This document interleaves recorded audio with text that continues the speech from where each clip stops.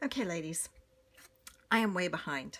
I have not even touched or done much with the November paper pumpkin kit. I did make these cute little treat holders for my customers with the November one, but that's all I've basically done with it. I didn't want to do that, so I just haven't had a chance to play yet. But what I did do was I pulled out the November one because they've already mailed December, so I'm way behind. But in the December one, it makes this cute little card. I mean, it's adorable, and all of these are punch outs that you just punch out, and there's vellum and sequins and everything.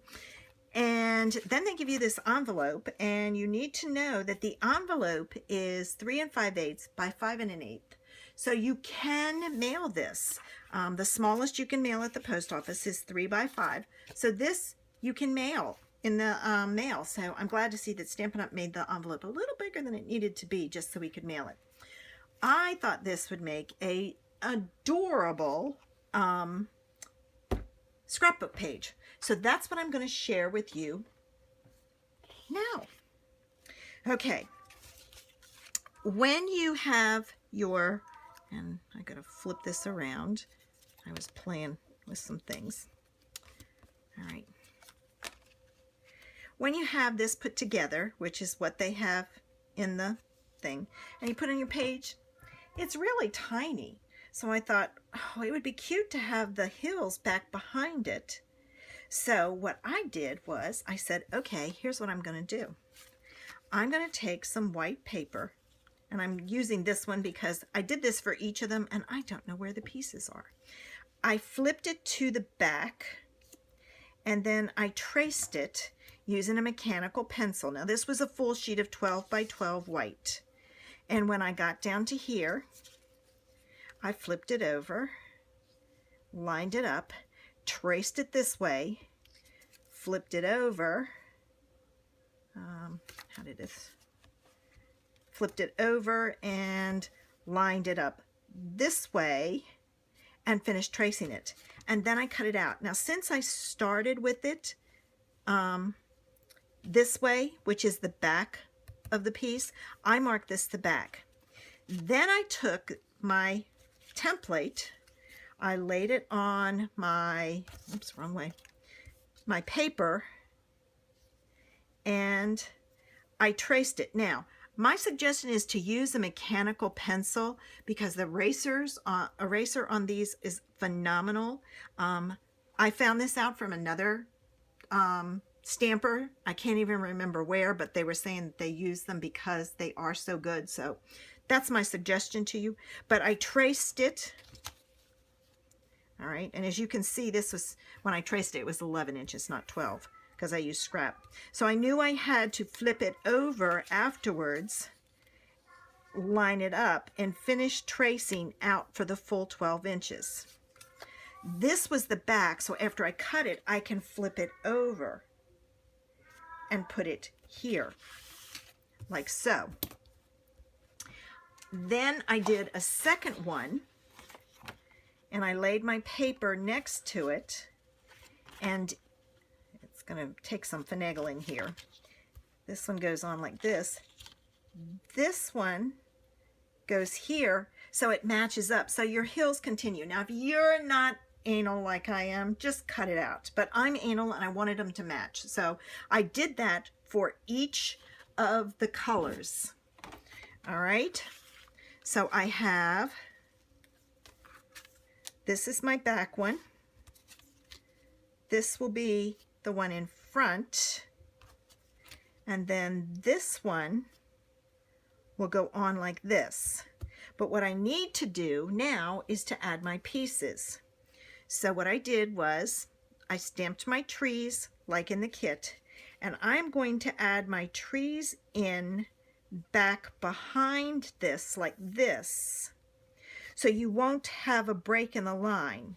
So basically what I'm going to do, I'm going to move this out of the way, is I'm going to put some, I will put glue, and the reason I'm going to put glue is it's more forgiving. It gives you a little bit of time to move it around if you need to get it on there straight.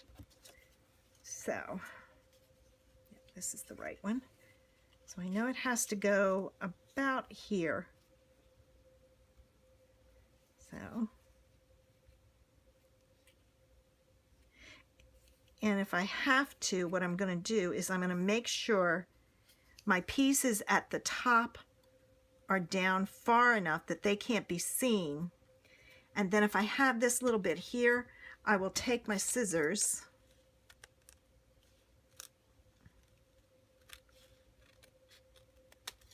and trim it off. So there's that one. I'm going to do the rest and I'll come back and show you what it looks like. Okay, I was getting ready to put this one down and I realized you have a half a building here. So what I'm going to take and do is I'm going to use my scissors and I'm going to cut that off because it would look kind of funny on the middle of your page with that half building. So I'm going to go ahead and attach this. Now, when I put my pieces together on my page, this is what I'm going to have. And when I do that, I'm going to do it real quick to show you. It's not, it looks like it goes together. It doesn't look like it's all clumped together. You have a little bit of space in there more so because you're matching up your hills. I'm going to finish this page and the other page so that I can show you what it looks like. Okay, two things I wanted to show you. I had a little accident when I pushed, so when you do that, be careful. I've got glue on the back of that and I'm going to put it back together. Now, this one goes here, so to make sure they line up as close as possible, because remember, they're going to be a little bit apart, what I'm going to take and do is I put the two, and I'm using my grid paper to make sure it's straight. So I'm using this line on my grid paper to put my two papers up against each other, and then I'm going to put this one there. And if you see, it is so close, it may be off a little, but it's not going to be that noticeable when it's separated. So there's that, and I finished the rest, but I wanted to show you this. What I did was I took a little tiny bit of glue and I put it on there, and I've let it sit for a little bit so that it's kind of dry. And now what I'm going to take and do, and I'm going to use my pokey tool just because I can get it on there where I need it to be. Almost ripped off those, so be careful with that. And then I'm going to take this, I'm right-handed, so just do it right-handed. I'm going to take this and I'm going to put it down here and stick it down, but I'm going to make sure that my stems or the trunks of the trees are even. Nobody will ever know that that was glued down. All right, I'll get the rest done and be back. Okay, ladies, I've got both sides done. I've put my pieces down, and as you can see, it carries through all the way. And I've got a little stain there, and I don't know what it is, so I'm going to hide it with something. I don't know, maybe a snowflake or whatever, maybe a sequence, but I'm going to hide it somehow, some way. But that's what I have so far. I'm going to take the snow that is in the stamp set, and I'm going to stamp snow here. And then I will probably do some other things with snowflakes, larger snowflakes at the top, and get on my photo mats. And I'm probably not going to do a whole lot to this because I really just like the simplicity of it. I'll show you the finished product. Okay, ladies, I'm back and the page is finished. I ended up using the Flurry of Wishes, and I used these two snowflakes out of here. I stamped that one, but it was too big, so I just ended up using those two snowflakes, and I used Pool Party and Night of Navy for them. Excuse me. And then I punched it out with my punch. And I wanted some bling, so I also used the punch and some of our Dazzling Diamonds glitter paper and punched some of those. I wanted bling on these, but when I used the Wink of Stella on it, it smeared. It did not do it on the Pool Party, but it did it on the Night of Navy. So I had another pen, glitter pen, that I've had for a while, so I used that instead, and it did fine. All right, so here are the 2 pages side by side. I know it's kind of hard to see. I'll do a little start here, and we'll do a little scan all the way across so you can see. What I ended up doing, and I'll take it a page at a time, is I'll start with this one, and there's nothing up above that star. Down here on the bottom, you can see I stamped my snowflakes in, and then I heat set it because I used white, and when you use white, it's a craft ink. It will smear if you don't heat set it unless you let it dry overnight. I'm too impatient, so I hit it with my heat tool. I added my snowflakes, and I added my snowflakes in with glue dots because I wanted them to have a little dimension. This was put on with snail. I did not want the dimension at the bottom because this is already layers, and I was afraid it would catch on the plastic sheet when you put it in there, the protector.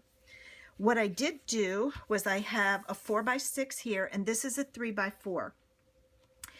I did white because I have a feeling my pictures are going to have a lot of white, so I'm going to have to mount another piece of either Night of Navy or Pool Party or even Soft Sky on there. But let me show you what else I did. See this little star? It hangs over, and you're thinking, well, how can you do that? You're going to cover up your picture. Look at this. Put your glue dot back on the top on 2 of the prongs. I don't know what it is, the arms of the snowflake, and stick it down with it off there, and you can still slide your picture underneath and then put that on top. So there's one side, and here's my other side. Again, I did the 2 snowflake. This one I have the pieces, the glue dots here and here, because I only wanted it over a little. I took that 1 snowflake that I punched out, and that's where that mistake was. So it's hidden. Nobody knows it but you and me. And I added some other snowflakes. I didn't add as much on this because I have 2 4x6s and a 3x4. But let me show you this cute little idea. Look at this. There's your journaling tag, and it fits right underneath. And again, I put my glue dots on the top, and then I laid my journaling card on top of it, so I knew. And then when you put this one down, you need that tape right at the very edge, because this is a 4x6, so you have some space. And then you just slide it up in there, and if you get it up straight, it'll go better, and it'll hit those glue dots and stop. And so now you can do your journaling, and if you don't want anybody to see it, it's hidden. If you don't want it hidden, take out this one and stick it up there, whatever you want to do. But I don't like my journaling to show because it's usually for Zoe and Remy and their personal things. So there are my 2, my double page spread. Tomorrow I'm going to work on my Project Life page.